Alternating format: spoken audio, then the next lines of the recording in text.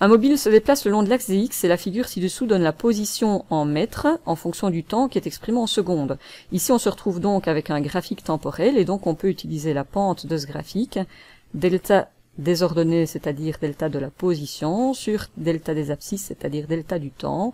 La pente de ce graphique représente donc la vitesse. Alors que vaut la vitesse après 17,5 secondes? 17,5 secondes, c'est cet instant-ci. Que vaut la vitesse à cet instant-ci? Vous voyez que la vitesse a varié ici au cours du mouvement, mais surtout ces instants-ci entre plus ou moins la 15e seconde et la 20e seconde, au cours de cette étape, la vitesse est constante. Et donc, il est très facile d'aller déterminer la vitesse, puisque c'est juste la pente. Je prends la pente ici. Ce delta x, c'est la différence entre 200 et 150, c'est donc 50 mètres, divisé par le delta t qui est ici.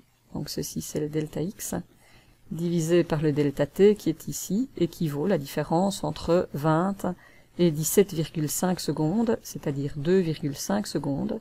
Donc la vitesse, c'est 50 mètres divisé par 2,5 secondes, c'est-à-dire 20 mètres par seconde. C'est donc la proposition des... Alors attention, je précise quand même, on me demandait la vitesse à cet instant-ci, mais comme elle est constante sur tout cet intervalle de temps, je peux venir la chercher juste après, puisque la pente n'a pas changé, c'est donc exactement la même vitesse.